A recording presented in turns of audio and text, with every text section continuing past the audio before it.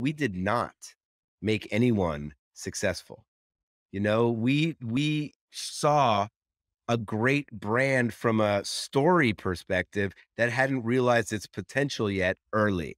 And that is what we do because whenever I look at things, I look at, hey, does this have a mass kind of story? Can this be a part of a news cycle? Is this solving a real problem in culture? Is this helping people?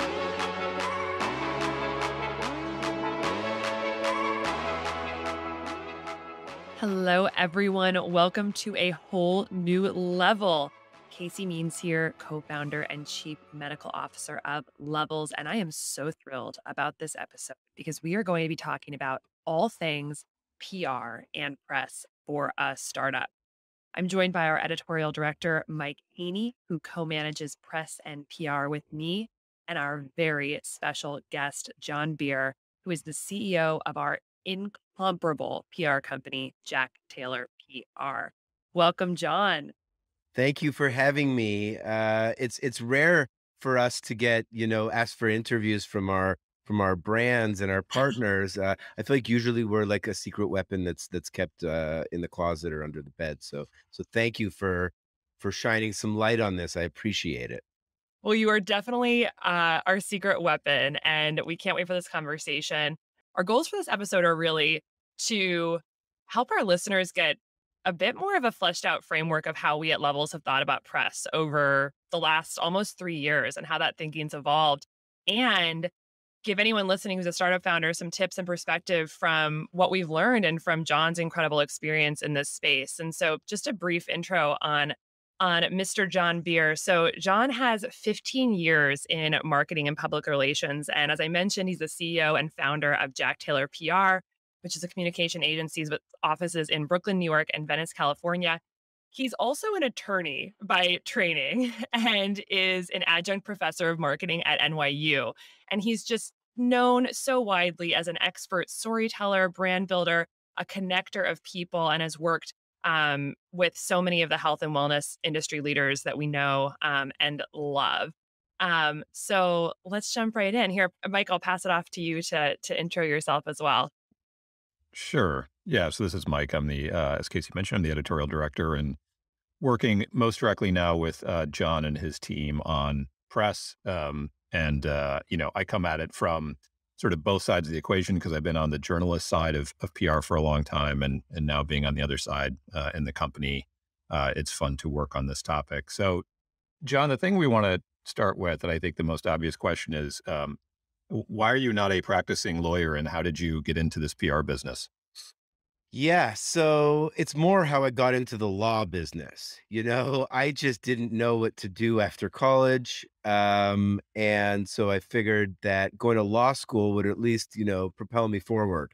Also, I was a dive master, kind of the first level of professional scuba diving. And I went to law school in Australia. So I was able to scuba dive and do the things that I love while not being passionate about law. That non-passion propelled me forward to, I took the bar in Australia, then I did it in New York, then I worked at a firm there for a while. And the whole time, I mean, I felt like I was wearing somebody else's clothes, living somebody else's life, and just didn't, just, I was kind of I was like, is this what life is supposed to be? Just working for this external validation for someone else because you were told that this is what you were supposed to do. And I stumbled into PR, and really working at an agency that really focused on advertising agencies and books and things like that, but major agencies with major brands. And so I got a lot of looks very early at a lot of brands. I worked on, brands that were doing Super Bowl ads and really had a lot of time with CEOs that had written books and gotten close to people in their 70s that had done all these amazing things when I was in my mid 20s. And so it was an amazing, entry point. So many questions coming out of that, but I think the first obvious one is, how did you end up in Australia? So I had traveled there a couple years earlier, and I had been backpacking and when 9/11 happened, I was in, Indonesia, I was in Thailand, I was traveling through that part of the world, and I was like, "I don't know what's gonna happen. Let me just go to Australia," and, really fell in love with it, and, it just felt like a good place to spend a few years when I was young. It was also a lot less expensive to go to law school in Australia than it is in the US. Was it easy to do? Were there any hoops you had to jump through to go to law school there? It was easy to do because 'cause I'm coming from Canada originally, but, this is I always knew that I wanted to if I was gonna practice law, I was gonna practice in New York, and you can write the New York bar with an Australian law degree, so that was, on the top of my mind, going into it. Interesting. Yeah. I'm also curious then when you got out of law, I like the phrase that you felt like you were wearing somebody else's clothes when you were doing that. What did you find in the PR business? Did you start to feel more like you had found something that fit you, or what was it about that shift that you found more fulfilling? So, I think initially, I just needed a job, and then as soon as I got there, I was like, "Oh, shit, I'm very good at this." And, like, instantly I was good, but I didn't know anything. I was not polished. I'm still not polished. 15 years in, I'm still not polished. But I'd get on the phone with these people and they would sound so good. And my fraud complex would kick in. I'd be like, what am I doing here? Because the company, to their credit, realized that I was good quickly and they gave me a lot of space to just be myself. And as long as I delivered results, they kind of left me alone. And to the point where I was camping out outside of Fox News and Bloomberg and hanging out at the bars and restaurants that the bookers and producers and journalists hung out at, and I would basically work from there all day and just talk to people. And but I had no idea what I was doing. I had no practice. I had no polish. I had no system. It was just, I was very good at results. Yeah, that's so interesting, like, thinking about how to break into press and PR. Because something I feel like I've really come to realize over the past couple years is that this is so much a relationship-based industry. And so, this was pre-Twitter, this was pre-Instagram, I'm imagining. So how yeah, like, what was the process of forging these relationships with some of these, editors and journalists and whatnot? Was it really just getting out there and being where they were, or how did that process evolve? It's interesting with relationships because in those days for me, it was very much about relationships. Um, because I didn't have the skill sets that I have now to be able to provide value, to look at it as I'm providing value to this journalist, and I'm gonna tell this story that is gonna provide value to their consumer. And so right now, we get hired a lot, I think, because of, referrals and because people think that we have all these connections. And of course, we've been in the business for years and we have connections, but that's not at all what makes us great. You could, eliminate all our connections and it would take us 6 months to get back to where we are because of the way that we approach it, which is value first. And that's not, I'm not PRing you. I actually hate that phrase because what we do is we tell authentic stories about brands that are helping people and solving problems. And as long as we can do that, there's a market for that. And if there isn't, and this is the whole thing with PR, and this is where it gets the stigma, not all I can't do this for most brands. I can't do it for Coca-Cola. I don't want to, and I can't. If you're Coca-Cola, buy a Super Bowl commercial, create an emotional story over attributes that you attach to a product that aren't actually in the thing that you're selling. But that's an emotional story that you create that and you attach it. That is not what we do. We shine light on products and things and brands and people that are solving major problems in the mainstream in the world. That's so fascinating to hear that really it's the storytelling that comes first. It's actually the relationships or are almost secondary to adept storytelling. And I think that's a really interesting point for probably a lot of people listening who are founders or in the tech space or whatnot, is that importance. And I'd be curious if you have some thoughts on just maybe elaborating more on that storytelling piece as it pertains to companies, but also how companies should be thinking about, even in the earliest days, telling the story of what they're doing and how to actually like improve and flex that muscle and skill. Because I believe that's been a huge part of Levels' success so far with press and PR. And I think it's something that has evolved over the years. But what advice would you give, founders and startups in terms of framing how they're thinking about storytelling? Yeah. And so we get brands that come to us, every week with looking for PR, and most of the time, I'd say definitely 8 out of 10, maybe more. We tell them that they shouldn't hire PR, for a lot of reasons. But one, in the early stage of a company, if you are and this was something that we dealt with early on when we were working with smaller companies at earlier stages, that the check size, the retainer size was smaller, but the value that they placed on us was so much higher. This was their like golden ticket. This was their opportunity. This was where they put all their eggs in this basket. And I'm like, it doesn't necessarily work like that.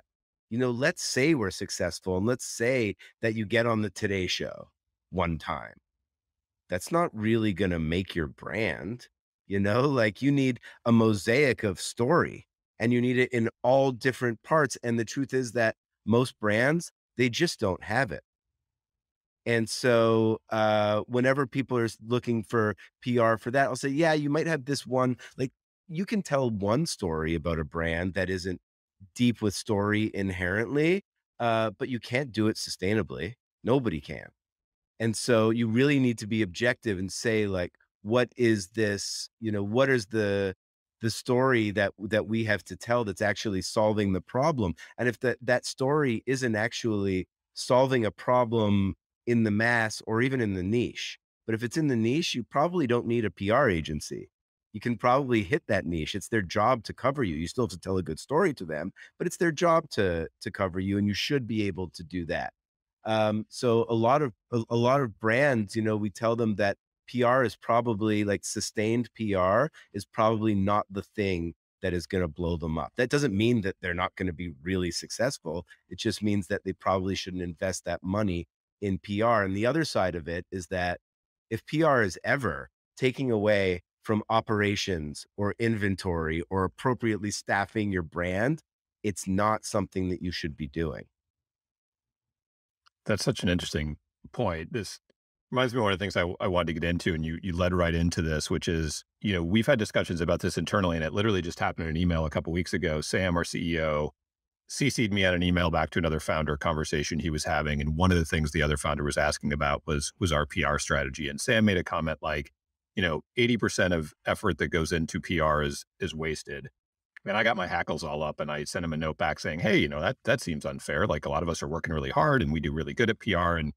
And what he meant, and I realized when I went back and looked at the context of it, was that for a lot of companies who put all of their hopes into PR as a growth engine, that that effort that goes into that is you're not going to get the ROI on it. So to your Totally. point, it's understanding the role of PR within the larger ecosystem of it. And, Sam's point was, look, if you don't have a product, and or as you're talking about, a story to back it up, then all of the, labor that goes into these press placements and things just isn't going to matter.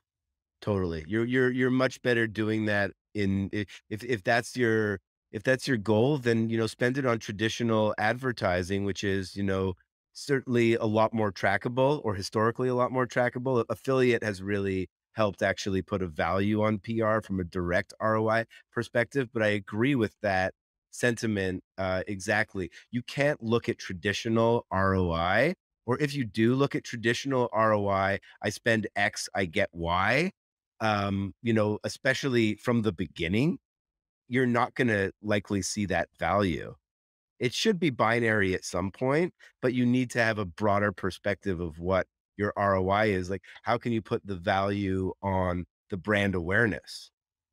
And all of that. Now I see, I get Instagram ads for a lot of levels, copycats and competitors. And you know what? It's just the beginning. Of course, people see movement, and also you are not this type of thing where it's like, oh yeah, there's this hot new brand.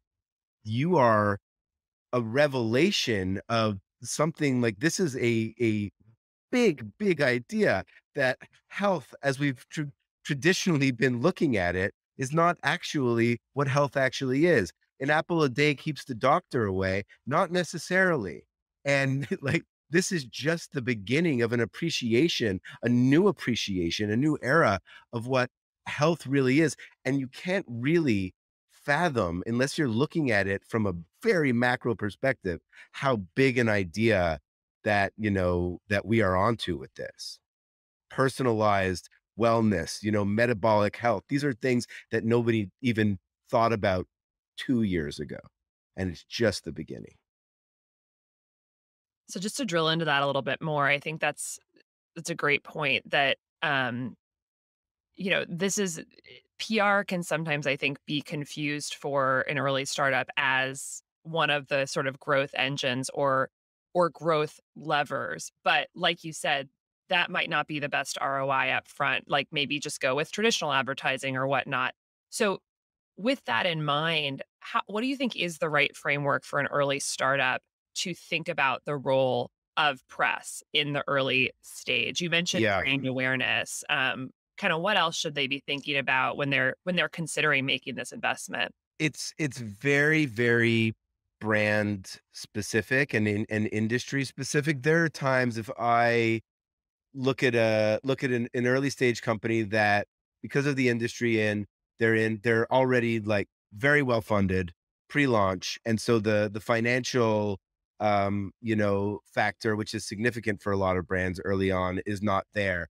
And then there's the category. Is this a category where being first to market is really going to provide you a huge head start? And do you, are you deep with that story enough to be able to have an agency, assuming they're good, which is a whole other conversation.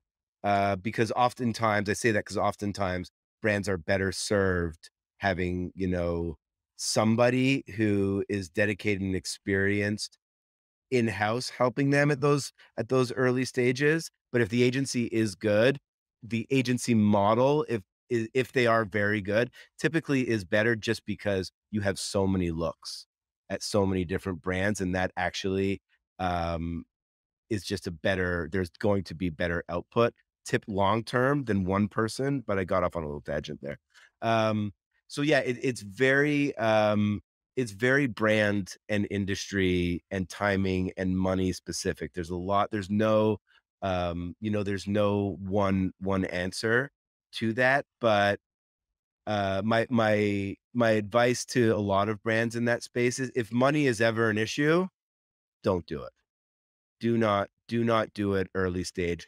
Grow until you can't grow anymore from a brand perspective, and then start thinking about that. PR is not going to be, likely not going to be, your silver bullet. If money is not an issue and you do have that depth of story, oftentimes it is the right move, even, early on in the brand's journey. I'm curious when you just talked there briefly about, hiring a good agency versus not a good one. What do you tell brands they should look for in hiring an agency? Yeah, so, it's interesting. So we always tell brands, one, look at the like, our work, at least the external part of our work, why people think they're paying us, is for editorial coverage often. Of course, we end up doing a whole bunch more than that. We end up being full brand partners. We talk about strategy and behavior and a whole bunch of things that you can't, put that you can't just quantify externally. But look at the output. Look at, like, our work, the press part of our work, is public record. So we're not breaching anything. Look at the press from the last 2 weeks to the last 3 or 4 months. And there's a bunch of reasons to do this, but the one is, you'll see the quantity and the quality of the output. But more important, than that, I actually think, is deep dive on that press. Look at the creativity. If they're just doing roundups and gift guides, you've got your answer. If they are really talking about very nuanced things that are just representing part of the brand and they're attaching it to a news cycle in a really creative, reactive way, and they are talking about the people associated with it and everything that they can do to create that mosaic of press, they're probably pretty good. The other thing is, and I don't know why there's this thing in PR. I mean, I do know why. It's because most people don't. They never share that because they typically don't have it, and it's a murky industry, um, often, because agencies will take clients that don't have story. And you could be the best agency in the world. We can't tell stories. I can't tell a story about Mountain Valley, my favorite water company. I love it. I get hundreds of pounds of it delivered to me every single. I feel bad because I've told this before, and I always use Mountain Valley as my example because it's always right next to me because I love it, but there's no story there. Hundreds of pounds of water being dropped off to me, which is, "Oh, cool, it's in a glass bottle." The carbon footprint is enormous, and, it's just there's just having a great water company, even if they have a social impact component, like, that's a little bit of lipstick, that's not enough. And then get referrals from the agency's clients, like, that is a thing that is just not done, often enough, and I really don't know why. If you were hiring a babysitter, you'd get referrals, like, in any other thing in life, you get referrals, but, that is those 2 things will sift out a lot of the fakers. That's really helpful and practical advice. And I think one question I have, I think something that's been so amazing about working with JTPR and you is that it really feels like the agency is an extension of the company. Like we are very, I mean, there's a lot of understanding and mind melding, I think it's between the JTPR team and the Levels team, which feels really good because I I know that we have a lot of confidence with the team going out and talking on Level's behalf and being able to actually do exactly what you just said, which is look at what's going on in the news, look what's going on that's relevant, and then at really in an agile way, think about what Levels is doing and create, ideas and pitches to respond to those things going on. But that takes a lot of sort of engagement and integration. And so one thing that might be helpful to get your perspective on is how can a company set up the agency for success in understanding what's going on within the company and sort of what the thought processes are, what the story is, what's the work and the preparation and the processes that can happen to really like set the agency up to be able to do what you're talking about. Yeah, so, there's a lot in that. So one is a collaborative approach. You might want X, but you might not be an expert in storytelling. You might not be an expert in, like, we'll have clients that come to us and they're like, still in these days, they're like, "Well, what if we get our logo on this person?" I'm like, "No, that is not that is not what we do." And it's just not, let's say you got the logo and let's say it was on the biggest show in the world. It still wouldn't do anything. So what is you we're not that's not what we do here. And so we you need to be collaborative and you need to let the agency kind of tell you, and you need an agency that will tell you, that isn't a yes team, that is just like, "That's a really bad idea because of this. That's a bad idea because of this. This is a great idea. This has tons of legs. How about we do it this way? How about we do it this way?" And then you're like, "I would prefer if we focused on these types of things." And then so there's that. And it requires, a lot of faith. This is a creative industry, and we are not in control of what somebody actually writes. You know? It's often not gonna come out exactly the in fact, very rarely will it come out exactly the way you want it. And that's just a leap of faith that, we have to take, and that's why we try and do as much of the work as we can to guide it authentically, truthfully, based on things, but in the direction that we actually want the piece to be in. And one thing that comes to mind is, and I feel for the JTPR team because we dump a lot on you guys in terms of here's our podcast, here's our memos, long form memos, here's our Friday forum, and just sort of like a lot of like this is what's happening at levels.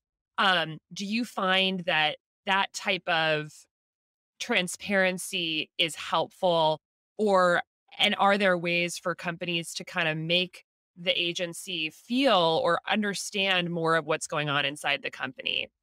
So more is typically better. Let us sift through it and decide what is relevant and not, but we always want more. And we never like sometimes agencies, clients will come to us and they'll say, "Oh, we really only need XYZ services. Can we negotiate on this?" And our response is always, "Well, your our job is to storytell, and if by taking away that, you're taking away our weapons.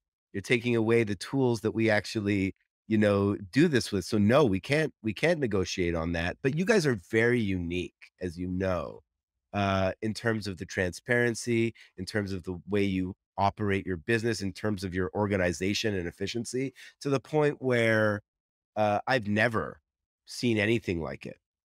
You are trailblazing in this regard, and it is actually more efficient. This is maybe an experiment in efficiency, but it actually is more efficient. It actually is more collaborative. It does allow us to have all of the tools that we need to do our job and then some. And yeah, I think that's a huge reason for the success that we've been able to enjoy together. I'd love to dive a little deeper on that, maybe put some meat on the bones of some of these concepts we've been talking about, using levels as a bit of a case study, because we've been with you guys now for about a year and a half almost. I think it was a year ago, November. I think we Yep. signed on with you guys right around the time I started. So I'd love to hear you just reflect on what's worked, what hasn't, and specifically, what did you hear in that criteria that you look for in taking on a client when you and Levels first started talking? What made you decide this was a company you wanted to go with? Very early stage at that point. And the second part of that, I think, would be what's worked over the past year. I think from our perspective, it's been a phenomenal success. I can't think of a tier one outlet that we haven't been in yet. And I'd love to hear you reflect on why that's the case. Yeah, so it all starts at the beginning, and, to be fair, we've worked with a lot of, brands that are, high 9 and 10-figure brands that were not high 9 and 10-figure brands when we started working with them, but we did not make anyone successful. We saw a great brand from a story perspective that hadn't realized its potential yet early. And that is what we do, because whenever I look at things, I look at, hey, does this have a mass kind of story? Can this be a part of a news cycle? Is this solving a real problem in culture? Is this helping people? And like I said earlier, it's twofold. It's one, I want to spend time working on things that are meaningful, that help people, that we have a limited amount of time on this planet. And, I want to work on things that matter. And, the other side of that is much more clinical. We actually can't do it the other way. We can't, it's gonna be you're gonna have to work a lot harder, and you're gonna have to get a lot less. Because if you can't attach something to a news cycle, what are you really working on? Like really trying to leverage contacts for magazines. You can't do that often. There's no story. So we look at like where does this sit in culture right now? And you look at any of our brands, they're all kind of connected. They're all kind of vertical with those same themes and hooks.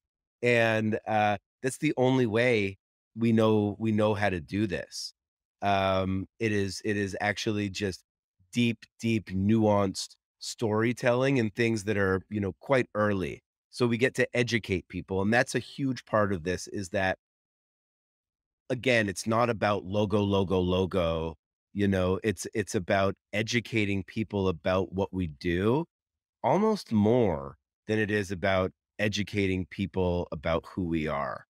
Because if people don't know what metabolic health is, and we are basically inventing the category in mass culture, it doesn't really matter who we are. So it's those things, and then it takes a client that understands, hey, we barely got a mention in this huge piece in the New Yorker on metabolic health in general, and be like, no, no, that was a huge piece for you. Like that's educating mass culture about, like a change in how we perceive medical care from, mass and I mean mass in the universal sense to very, very personalized. And it's not just like a slight shift, it is rewriting it. And so uh like having a brand that has that potential and having, the people at the brand to actually, see that and actually know that it's not always about, you know, gift guides and affiliate links, it's much more, attached to a actual, like, cultural moment in history.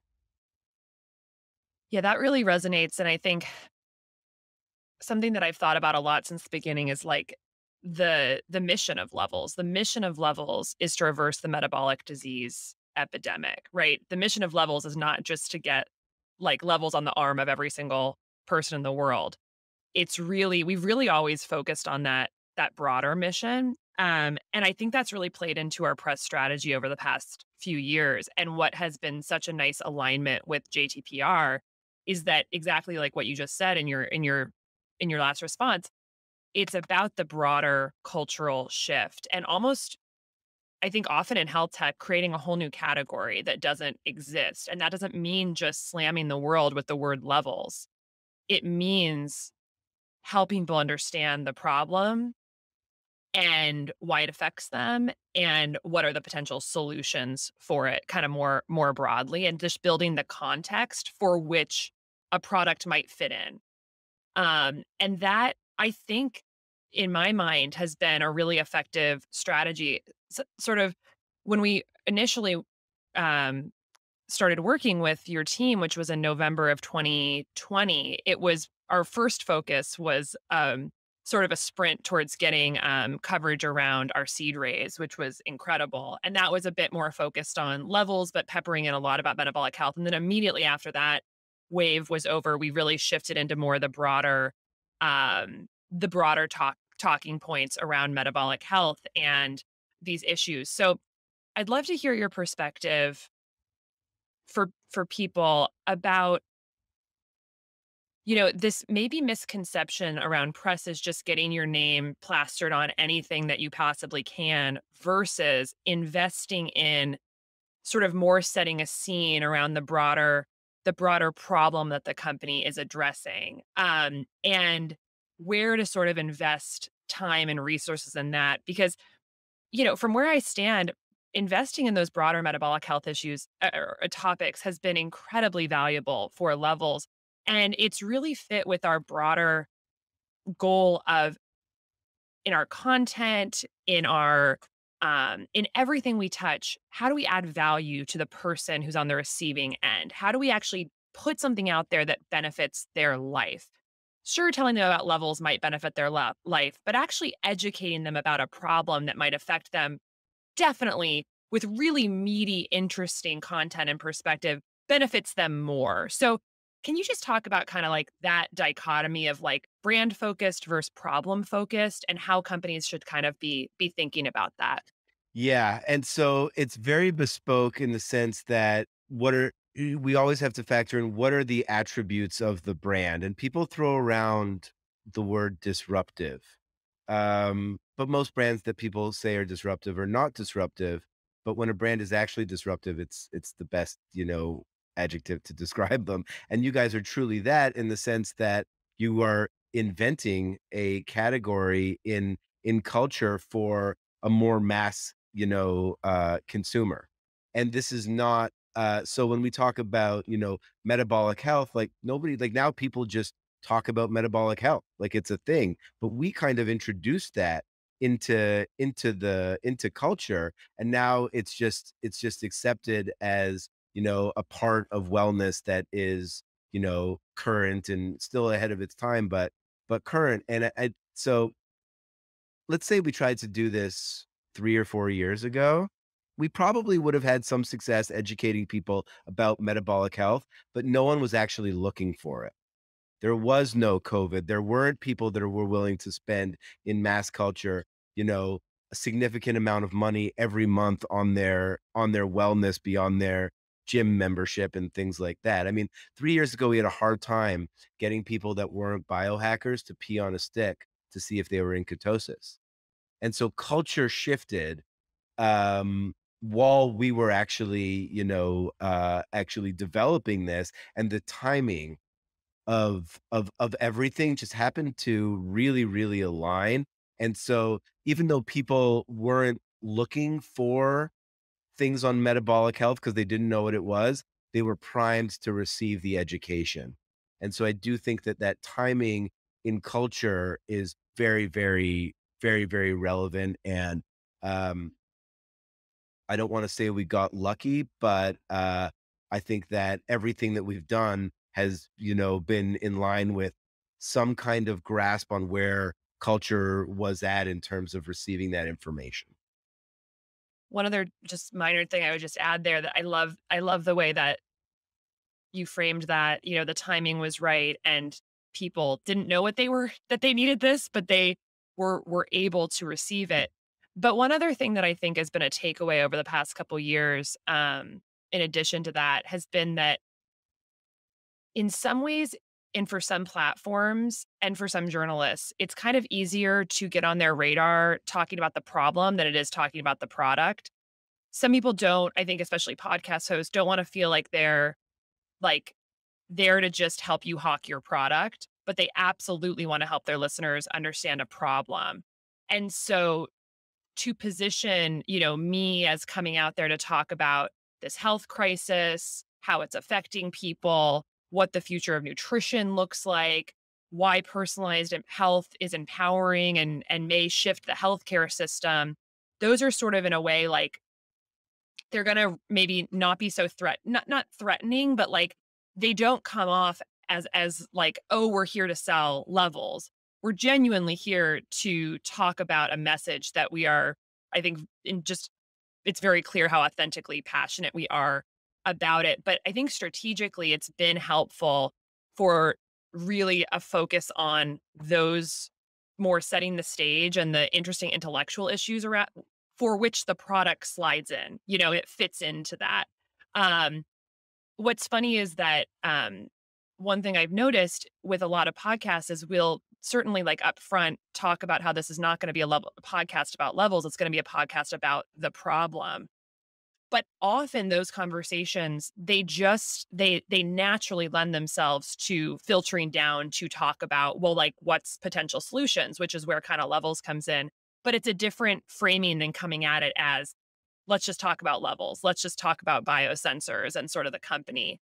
And so, and I think in a sense can kind of also allow for bigger outlets. I think about someone like Kara Swisher or some of the big journalists we've talked to, you know, to just talk about one specific product that only has maybe 20,000 people who have gone through the program can maybe feel small, whereas talking about the most monumental issue facing the Western world in terms of healthcare is a little bit of a more like a broader thing that people can kind of hook into. So I don't know if that resonates, but that's just something that has something that it feels like has distilled over the past couple years. Yeah, we also have the benefit, and I agree with all of that. The personalization of the product, the fact that it is data that is specific to the user means that we can provide value, and you can't really take levels out of that equation. They're not excited about, levels the brand. They're excited about levels they're excited about the data and the input the data that they're getting from using it. And so when they talk about it, they can't just, they're not just going to say, oh, yeah, this, commodity brand. The brand gets built on the back of the value that it provides. and it's very personalized, which just hits us in a different way. Of course, they're going to talk about the brand when they just got they just tested it for a month and they got, all this amazing data that, is super relevant to their life just wearing it for a few weeks. It's a pretty, special thing, and again, it's not something that, is transferable to every brand. You have to look at what the product and the thing and the stories associated with it and how those things resonate with people and culture, but in our case, it's very, very personal, and that is just amazingly helpful from a story perspective. John, one of the things I'd love to hear you talk about that comes up a lot internally is how the PR landscape has changed in terms of outlets. So I mentioned before, we've gotten a ton of tier one press, right? And when I say that, what I mean is New York Times, Wall Street Journal, New Yorker, Economist, Kara Swisher. But those all fit into one specific camp of outlets. And as a journalist, it's where I come from. So I orient around, primarily print or traditionally print based magazines or newspapers. But then you'll hear a counter argument from people who don't, maybe come from that space and say, yeah, it's great, but the Times has what, 5 million subscribers. I'm making that up. And Johnny X YouTuber has 100 million views of his video. So why are we bothering at all with these old guard, media outlets? Shouldn't we put all our effort into the YouTubers or the Instagram people who have 20 million followers? How do you think about um, how do you think about outlets? How do you think the landscape has changed from a time when it was just purely those sort of old guard outlets? Yeah, I think, it's a golden era right now, and especially for PR because, I mean, if you look back just a few years ago, what you had was print media dying, outlets trying to build up their digital platforms, doing a lot of advertorial just to stay afloat, which would have been the end of media. In terms of, and what I mean by advertorial is that brands would pay for things that look like editorial coverage, and they would get these big spreads in the magazine, but like people are reading these outlets because of the curation and because of the journalism and because of all that, and there was no affiliate, so you couldn't really track anything, anyway, so it was looking like this was gonna be kind of a dark time for traditional, editorial and PR in general, and then, you know, uh, brands started being able to make money from affiliate links, and so they could keep their editorial curation and just get paid on the back end without actually sacrificing anything or just doing things because they needed a paycheck. And so, I think, and also in that time, people became more and more and more and more and more and more connected, which, we can have probably a long conversation on whether that's beneficial for people's health overall. It probably is not, but there is more media and it is very widely consumed. And so an appropriate strategy should be to be, platform agnostic and to really go where you think that there is value in the story and in the eyeballs that they're getting, whether it's, content creators or newsletters or things that aren't traditionally media. That being said, there's still a ton of value in the New York Times and the Wall Street Journal and Fast Company and all of these, these brands that are established that do have respect, that do still have very high readership, that do have really amazing journalism attached to it. So there still is that, that the value that, yeah, it's true. Somebody on TikTok might get a bunch more views than somebody than the New York Times. That doesn't mean that TikTok is better than the New York Times. But I think you've got to be, you've got to spread yourself out and go where the story is and where the eyeballs are and not be, so concerned that it's like it's this or that. The beauty of this golden era is that, you actually can be almost everywhere a lot of the time. Yeah, it feels incredibly synergistic. to me the traditional media with the more modern channels, in the sense that each one is kind of taking from the other cues about what's hot.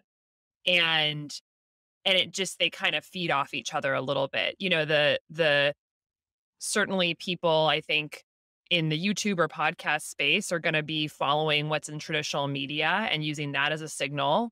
But also vice versa. Maybe more so on the former though. Like, I don't know how much traditional media is taking from, well, actually, from podcasts and whatnot. That's a funny thing to say right now, since we're dealing with the Joe Rogan controversy Yeah, right now, and like yeah, literally that's what's all over traditional media. yeah.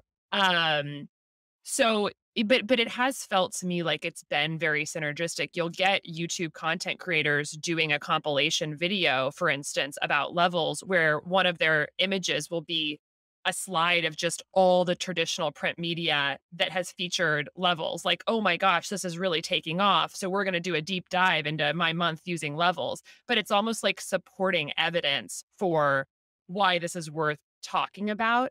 Um, so in my mind, it's fed off of each other, like, really, really nicely, and there's something just very unquantifiable that comes from that traditional media.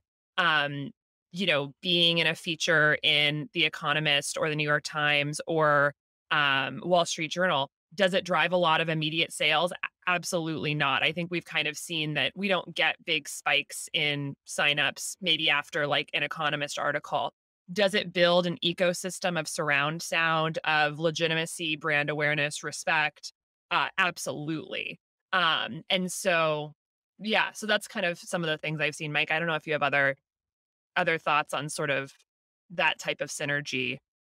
Yeah, I think definitely that synergy. I mean, I can say as a journalist, you're constantly looking for ideas. I mean, that's all a journalist has is what am I going to write about next? Particularly if you're not a breaking news journalist, but you're in a service or lifestyle or, health and wellness space.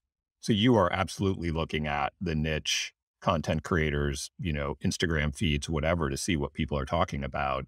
And when enough of it bubbles up through that space that you feel like it's legitimate enough for you to confer the legitimacy of your traditional media publication upon it, because that is something that editors and writers at those think about. The other benefit to those, I think all the things you mentioned and you mentioned as well, John, are true. I think that surround sound of legitimacy is a really nice phrase. The other thing I didn't really appreciate until I got here is how useful it is even for internal company morale. And I think this can be over indexed on. I think, people can get distracted by shiny objects. And I think that's maybe the downside of it. But, we had in January, we had just a crazy couple of weeks where a whole bunch of things hit at once. And Casey did a presentation in our weekly forum, our all hands meeting, just walking through all of these placements that we had gotten. And a number of people, when we got to the part of our forum where we say, what are you excited about this week? I was struck by how many people went like, wow, we got a good housekeeping award. That's crazy. Or like, oh my God, we were in The Economist. Like, I think that legitimacy thing extends to your own employees in your own company as well, particularly for an early stage startup, where folks who've been with us since the beginning are like, I cannot believe this company that was 7 people is now like being covered in the pages of The Economist. And that, I think I take the point not to over index on that, but I think it's important to recognize the value of that as well. I mean, I think it's very valuable, it's that, it's connected to that whole, Simon Sinek thing that people don't buy what you do, they buy why you do it. And creating that type of, excitement and loyalty and being part of a team that believes in something is a big part of that. People, are not just working for you for a paycheck. And to be perfectly honest, in this market, you need it because there are so many jobs out there for, really good people, and the way that you're gonna keep them, I don't think is, just continuing to, give them raises every time they get a job offer. It's actually getting them to, actually be part of what you're doing and believe in you completely, and, that's a huge part of it. One more thing I want to touch on while we have time. I'm going to throw this question at Casey, and then John, I'd love to hear you reflect on it. Casey, you've undoubtedly been sort of our primary spokesman, I think, to a lot of this tier one press. Josh, our other co-founder, has done a lot as well, but you've been on a ton of podcasts. You've spoken to an awful lot of journalists. I'm curious what you've learned in that role, dealing with journalists that you feel would be valuable for other folks starting out in this space to listen? Yeah, it's been a fascinating learning experience over the past almost 3 years doing this. And now, oh, I don't know, probably talking to more than 50 journalists over that time and over 80 podcasts. Like it's been it'd be nice to take a little time away to just like reflect on all the learnings, but I think there's a couple things that definitely bubble to the surface. One is that I think you really have to put yourself in the position of who their readers are. Like you are essentially helping this person, whether it's a journalist or a podcast host, create content that's going to be interesting to their readers. And just keeping that in mind, I think is useful because you could, wax poetic about everything that you want to talk about. But I think staying focused and thinking about what's going to be interesting, what's going to add value, what ties their topic in with your company in a way that produces something like a really valuable nugget for their reader is a good framework to go into the conversation with. It's what we always talk about. Like, how are we going to add value to the internet? That is such an important piece to never forget. I think even in interviews. So, for instance, like if someone wants to talk about the Levels data set, like I think it's important to talk high level about what a data set like Levels can do for the future of the industry. It's going to absolutely transform the way we think about evaluating food because it's the first time we've had objective feedback in large populations about how people are responding to food. So that is really theoretically interesting. But then providing a few really concrete, visual, specific takeaways from the data set that they could potentially give to their readers of like, we have learned that pairing fruit with fat like almond butter, or cheese or whatever, lowers glucose responses such that it's an actual actionable takeaway. Something like an outlet like Good Housekeeping or Women's Health or Well and Good or something like that, they're looking to provide those types of tips for their readers. That really helps. And so taking it from the high level to the practical level, giving visuals and storytelling, I think those things are really important. I think one other thing that I've realized going back to this comment that John had made about how like sometimes you can't control what people say. Like you could have an hour-long interview and then it turns into a one-sentence quote, which may not even be what you actually specifically like the exact words you said. And that is something I think I've come to appreciate, that really setting up people for success with sound bites is really important. Making sure you've got your specific takeaways down and then delivering them in a way that it's very clear to the person listening that this is a useful soundbite. So that means speaking slowly, really emphasizing what you're trying to say and putting it in a package that could just be picked up and transferred to an article. When things are a lot more like long-winded, tangential, all over the place, that's when I think it's easier for things to be kind of spliced in a way that you don't want them to be. So I think thinking in terms of sound bites, while also building a lot of context in the conversation for the journalist, but giving some very clear takeaways, I think is really helpful. When those have been lifted and put in an article, I always feel better about it because it feels like I had a little bit more control. Um, I think just two other things I would mention is one, I think there's a lot of utility in having different co-founders talking about different things. So press can be a lot and very time consuming, and as well as podcasts and other external facing things. And something that's been nice is having Josh and I kind of attacking different aspects of this. Josh has often done articles related to fitness. And sort of he's, got the CrossFit background. So like fitness and technology, he's an engineer and very into fitness. And so he's been able to like really speak well to that and kind of honed his narratives and talking points around that. And I've really much more gone in the systems issues, medical, nutrition, women's health, um, personal agency and future of patient empowered healthcare, doctor anecdotes, my time in healthcare anecdotes, et cetera. And because it's really a skill of figuring out what your narratives are going to be and like really nailing them over and over, having a little bit of dividing and conquer has been really helpful because Josh has some really great anecdotes more about the technology side and the fitness side that he can bring in. So that's one thing. Like if it's possible for a company to kind of do like have two people at the company kind of hitting different areas, I think that's a good way to do things. And I would say the very last thing I would say, and we've touched on this in the art already, in the conversation, is focusing on the broader mission and the broader education more so than just the company. Like it's such a privilege to have the opportunity to talk to people who can spread these messages. And so it's like, how do you want to spend your time with that person who's going to be putting something out on the world that you get to be involved with? So thinking about it as like, this is a real privileged opportunity to share what you know about these issues that are facing humanity in a way that's compelling. So I spend 90% of my time, I would say, with journalists talking about the broader issues around the metabolic health crisis, the relationship between all the chronic disease we're seeing, why the system, the healthcare system needs to change if it's actually going to solve these issues, and how an empowered population who understand their own bodies is going to be good for everyone. And so like I think just really spending a lot of time reflecting on what do you want published in the New York Times that's going to help the most people?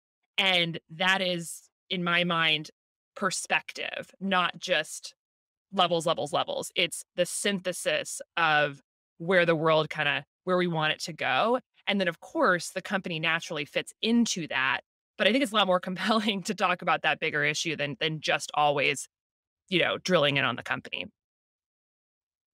John, I don't know if those kind of resonate with you, but would love to hear your take. No, 100% they do. I mean, being interviewed is an art, in its own thing, in the sense that it's not a conversation in the in the pure sense of the conversation. Somebody asks you a question, you give them an answer. Like you do have to, like you have to have an idea of the things that you want to talk about, and you have to remain completely authentic and truthful. But you also have to like it is a thing that will be published that is going to, tell a story about you and your brand, or something that you actually also want to get out there in the public sphere. So it's not a conversation in the pure sense of what that is. You do have to, be able to be aware of that and make sure that you guide that conversation in a way that, that makes sense for the messages that you're trying to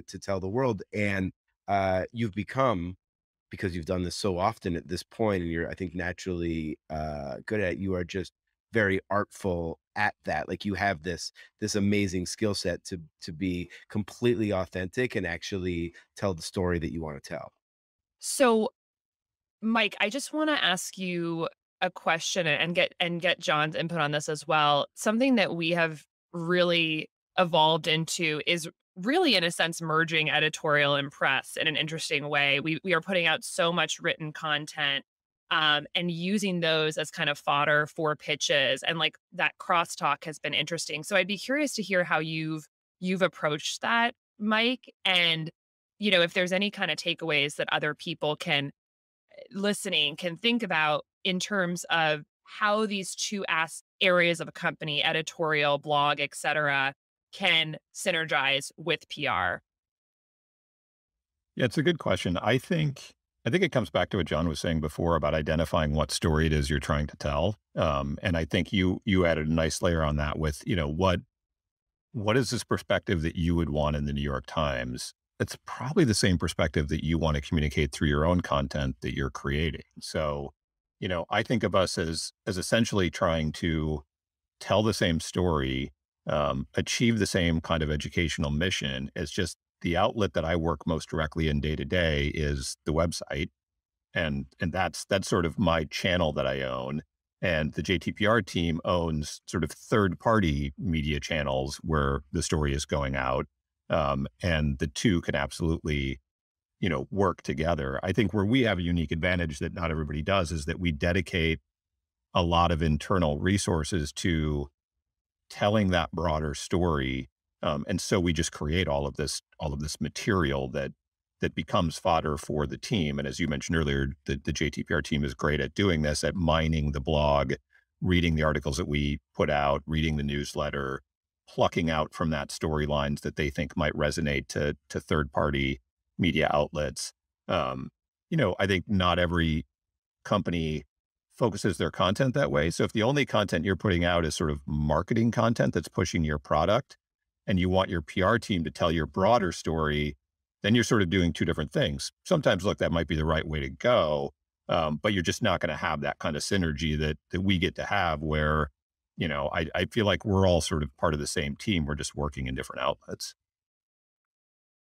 Yeah. Yeah, that makes a lot of sense. And John, I one last question for you, because this has been something that we've really leaned into more in the last few months, which is utilizing our network in press. So we have an amazing advisory board, and we have some really high profile investors, and we've started working them more in with pitches. Um, and as a way to really help hit areas that they're focused on, that kind of feedback into levels. So for instance, Dr. Sarah Gottfried, she's a women's health expert. There's a lot of really interesting parallels between women's health and metabolic health. So we can form some pitches that really work to her strengths, but that also hit a different press area than we focused on before. So any thoughts on kind of best practices for leveraging your network for press as a startup? Yeah, you have to be careful. And I say that because one, when you're working with doctors that have a specialization in one part of something that we do, that's a natural fit. And they're going to be, very on brand because they're talking about things that they've dedicated their lives to, and they're looking at data, and it's very like a priori, our kind of the information that we're giving. But beyond that, when you're not talking about professionals and you are talking about investors and things like that, that can be a slippery slope for a lot of reasons. But you don't know why someone is talking about you. People tend to like, they're investors, but they might have other, agendas that they want to support. They might want to build their brand in a different way. They might have not a really clear grasp of what actually is going on internally with the company. So as long as you're comfortable with that person speaking on behalf of the brand, I mean, that's giving someone a lot of power. You are really empowering that person. And so you just have to make sure that you are really, really confident that that person is going to be, serving the best interests of the brand and not actually, hurting us. The more people that you have speaking about the brand that are less connected to it, the more opportunity there is for it to not go like you planned it. That's really interesting advice. I think that makes sense in terms of the people closest to the company, obviously, like a co-founder or something like that, are going to have the most nuanced overview of like what are the key points we're trying to get across, what's happening in the company right now. Very little room for misinterpretation. I think when I reflect back on how we've worked with some of our advisors so far that's been successful, I think one thing I've really appreciated that JTBR has done has like really been willing to work with the PR companies or the PR people who are working with the advisor. For instance, on a book launch, we've had David Perlmutter is coming out with a book, Drop Acid. Next week, Sarah Gottfried came out with Women, Food, and Hormones. And how can we, it's really more of an approach thing. How can levels work together with this amazing person who, again, is trying to get this message into the ecosystem? The book isn't selling levels. However, the book is magnifying the light on this topic that matters. And so therefore, given kind of everything we talked about in this conversation, there's a values alignment there. Um, and I do think the fact that Women, Food, and Hormones, which was all about glucose, was a bestseller, is certainly in that sort of a way that might not be super obvious, very beneficial for the general ecosystem. So kind of working to support those kind of things that are going on with people in the network that may build the surround sound. And then I think in very specific instances where journalists have requested a quote from someone in the network, kind of keeping things quite narrow, like asking an investor, an advisor to give a very specific quote about a sort of specific topic about levels, like, um, can you talk about company culture or the growth of the or something like that.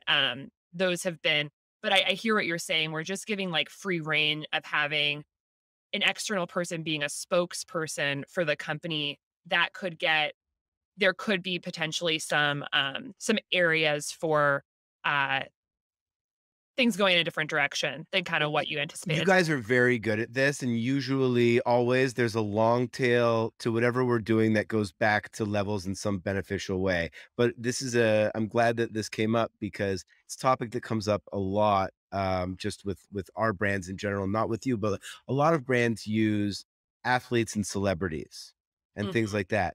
It's a huge red flag. Like, yes, if you use it as a cherry on an otherwise really well thought out strategy, and that athlete or celebrity is legitimately connected. It's part of their purpose. They are really well briefed and they have the platform to be able to actually make it, something that benefits the brand and not something that's just shiny. Then it can be good. But more often than not, what happens is the athletes don't show up. They don't participate the way that they're supposed to. They're not educated on in the brand the way they're supposed to, and because they're athletes or celebrities, the journalist just wants to talk to them about the other thing that they're doing that made them a good athlete or a celebrity. So the brand often doesn't even get featured anyway, or if it does, it's a throwaway question just so they could get the interview. And so more often than not, and we deal with this a lot, and we our advice is usually like, unless everything is really aligned, probably don't do it. Also, it's an easy way for brands to cheat, to take their foot off the gas. They're like, "Oh yeah, but we have this huge athlete. We're good." No, you're not. You're probably actually in a worse position. Oh my gosh, I think we could mine you for these amazing insights for the next hour, but thank you so much for taking the time to do this, John. I think this conversation is going to be so useful to a lot of people. And I think one of the takeaways that I'm taking from this that I hope other people really, distilled is the importance of storytelling. And that is something that any founder can reflect on and think about. And what is the story you're trying to tell that's going to change the world? Like, as you're developing your product and hiring the engineers and all this stuff, spend a significant amount of time thinking about that. I think the payoff is hard to overstate, and is a necessity before really investing heavily in press and PR. So thank you so much, John and Mike. And this was really wonderful to speak with you. It's been a real honor to work with JTPR. Thank you, and I mean, the feeling is mutual. We love working with you, and we love I mean, I don't think we can really, like, quantify it properly that we are working on something right now that is changing the way that people see their own health, something that has not changed in our lifetimes, really, and in our parents' lifetimes. This is a really, really mass issue that has huge impact, that is changing the world, and we are just at the very beginning, and I'm just so grateful to you guys and to be part of this team, so thank you.